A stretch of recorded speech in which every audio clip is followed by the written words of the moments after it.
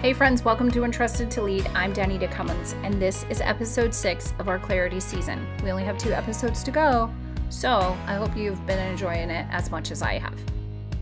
Today, we're talking about how to keep moving when you know who you are and you know what you're responsible for, but you have no idea how it's going to unfold. Same, I've been there. So grab your cup of coffee, friend. This one's for the middle of the journey.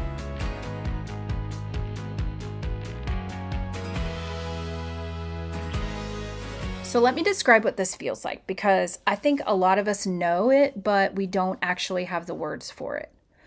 You know you're supposed to be in this marriage, but you have no idea how to get to the other side of what's broken. You know you're called to raise 3 kids, but this particular chapter, this age, or this struggle, or this tension has no playbook. There's not a mommy book. I'm sorry. I know. I used to tell my kids there was, and they called me out on it, so... And you know God has placed you in this role at work or church or in your community, or maybe all 3. But the next steps aren't obvious because the strategy isn't clear and the future just seems foggy. The role is clear, but the path to get there, it's not. And here's why this particular kind of uncertainty is so heavy. It's because when you don't know your role, at least you can ask for clarity. You can go to someone and say, help me understand what's actually mine. But when your role is clear, and the path isn't, then often there's no one who can answer the question for you because they don't know either. You're the one who's supposed to figure it out, and you're the parent or the spouse or the leader, and you feel like you're walking into the fog. And so the question starts, am I doing this wrong? Is this lack of clarity evidence that I'm not hearing from God? I mean, am I missing something everyone else can see? And sometimes, maybe often, you might start to feel very alone in that process. That's where I've been. And it's because you can't always share the full weight of your uncertainty with the people who depend on you, because they need you to have some sense of direction. And you can't always share it with your peers because there's this unspoken expectation that people who carry responsibility are supposed to just have it all together. And so, unfortunately, you carry it very quietly. And it's heavy. I know. I've been there. So how do you keep moving faithfully when your role is clear, but your path is not? You have to keep moving forward, but you don't know how. Well, I'm going to give you 5 practices. They're not strategies. They're not steps to certainty, okay? They're practices. Things that you can return to again and again when the fog doesn't seem to lift. Practice number 1 is to stop interpreting uncertainty as failure, okay? This is the first thing that needs to shift because so many of us carry an unconscious belief that says, well, if I were doing it right, I would know what to do. But discomfort is not the same as disobedience, and uncertainty is not the same as being off track. Sometimes God keeps the path unclear, not because we're missing something, but because he's inviting us into a deeper dependence. I think about the Israelites in the wilderness. They knew their calling. God had defined them. They knew that they were supposed to follow God to the promised land, right? It was very clear. But the path, day by day, moment by moment, manna by manna, cloud by cloud, they did not get a roadmap. They got daily guidance. And I think sometimes we're in the same place. We know our role, we know our calling, but the path unfolds one step at a time. And that's not failure, friend. That's faith. And this season of my life, I no longer ask the question, what is my purpose? I don't. I actually don't. So for any of you who are listening who are like, what? You don't ask for what your purpose is? No, I have no purpose anxiety. That's why I wrote the book, Promise Over Purpose, because I come to realize that the promises of God are the foundation that I rest in. Because this thing called purpose, it's kind of, ambiguous and moves and morphs and changes. And I can't hold it because what I hold on to today will probably not be here tomorrow. But the promises of God never end. So, that's just part of my journey. But it brings me a great peace on the days when I don't know what tomorrow will bring. Practice 2 is to focus on faithfulness today, not perfection tomorrow. Because when the path ahead is unclear, you have to shift your attention from getting the future right to being faithful in the present. You might not know the perfect next move, but you do know what faithfulness looks like today. I do this a lot with entrepreneurs and small business owners or startups because they don't know all the steps they need to take. And they won't know until they try. And so iterating is where we learn. So it's not going to be perfect, but you're not going to know what any of the questions are that you even need to ask until you do the thing. Faithfulness might mean showing up with honesty even when you don't have answers. It might mean having hard conversations that you've been avoiding. It might mean caring for the people in front of you even when you can't promise them certainty about what's coming. That's a hard one. It's like holding joy and sorrow at the same time. And it might mean making the best decision you can with what you have and trusting God with the imperfections of it. I remember a season when I was paralyzed by not knowing the long-term plan, and every day felt like I was spinning, trying to see 5 steps ahead, and I couldn't see anything. Until somebody asked me this very simple question: what do you know you should do today? Actually, my husband said, what do you have in your hand today, Danita? Use that one thing. That's all God is asking you to do today. And I could answer that immediately. These are the 5 things I have in my hand. And those were the things that were right in front of me that I needed to hold on to or I needed to give to somebody else. And those were the things that needed my attention. They were real and they were tangible. And those were my faithful next steps. So I did those things. I gave out the things that I had and I trusted God with a little, and He brought blessings. And slowly, not all at once, my fog began to thin. And I started to realize and learn what trust and resilience and faith in God looks like. So you don't need the whole staircase. You just need to take the next step forward.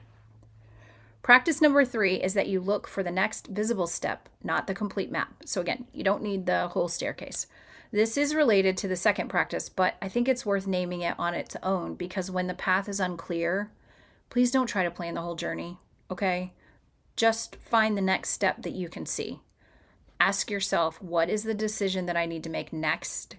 What's the next conversation I need to have? What's the next piece of information I need to gather?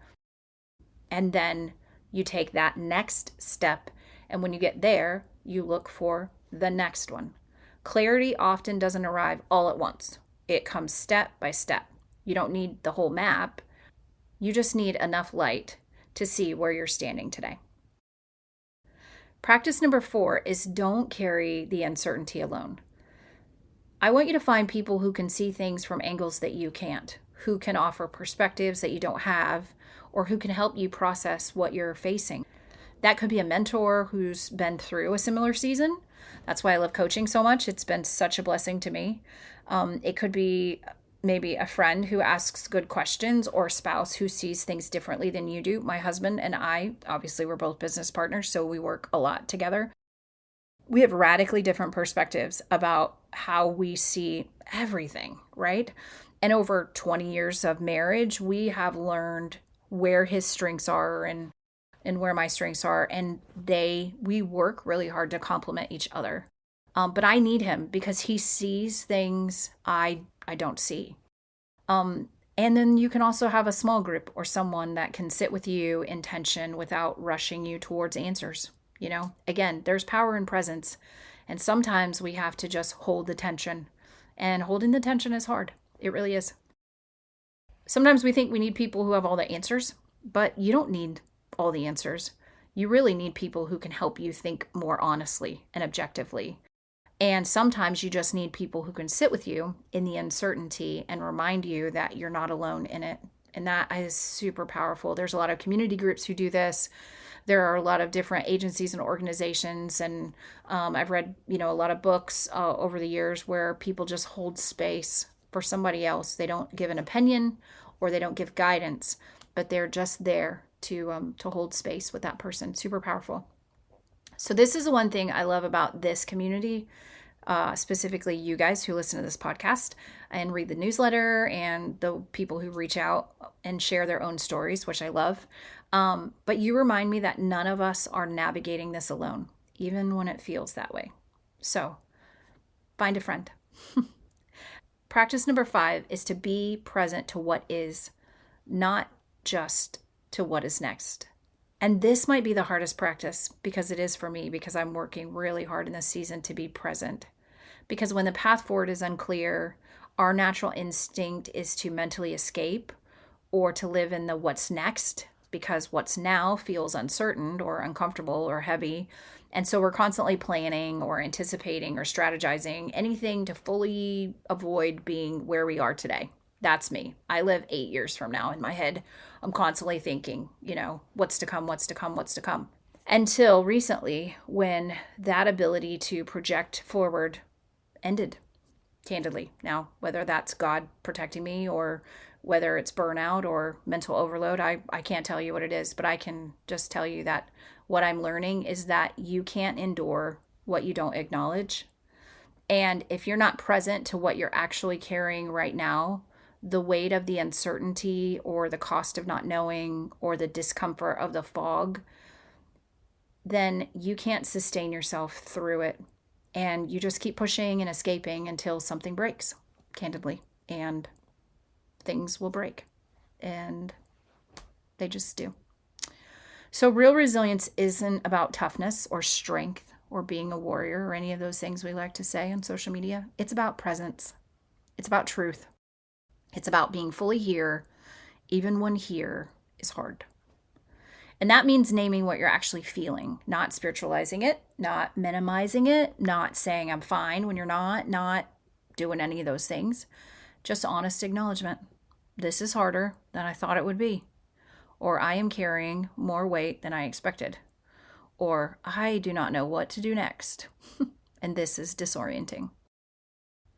It means being where you are, physically and mentally. When you're with your kids, be with your kids. And when you're in a conversation, be in the conversation. Don't have your phone in front of you looking at whatever. And when you're at home, be home, right? Be home in your comfy chair with your great cup of coffee, because we love coffee. But not mentally solving 3 problems while you're physically showing up for just one. That's not good. And this also means trusting that God is with you here, not waiting on the other side of your uncertainty. There's not a bridge you have to get to God, like other than Jesus Christ. There's no bridge. He's right here with you right now in this moment. So one of the most comforting truths in Scripture is that God just doesn't meet us where we've figured it out. He is present in the middle and in the wilderness and in the waiting and in the fog. And he doesn't say, I hope you get to clarity first and then I'll show up. He says, I am with you now. Come here in this uncertain place and dwell with me.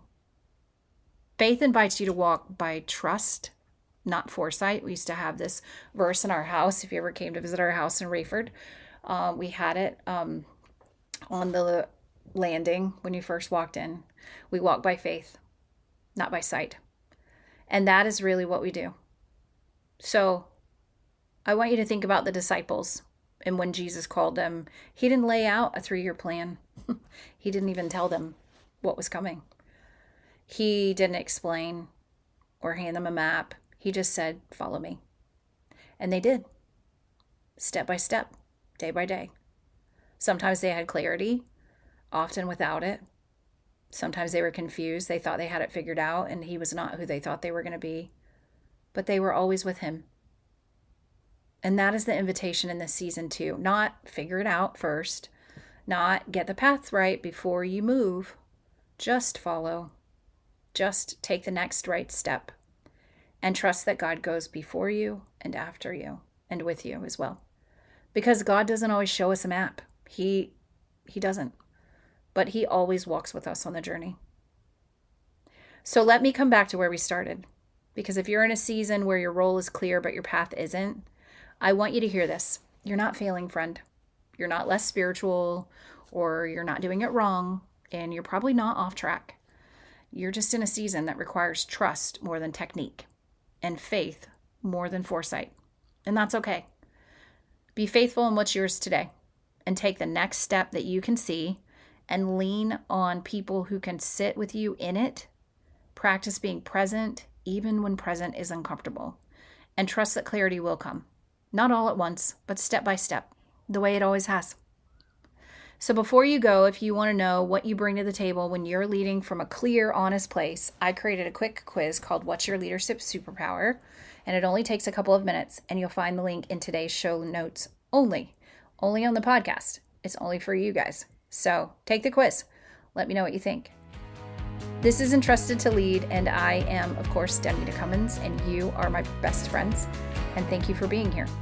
The next episode in the Clarity season, we are going to be talking about one of the most overlooked costs of carrying responsibility, the cost of living mentally elsewhere, and why presence might be the most important practice that you are not paying attention to.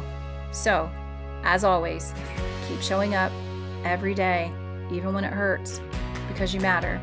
All right, friends, I hope you have an amazing day. I'll see you later. Bye.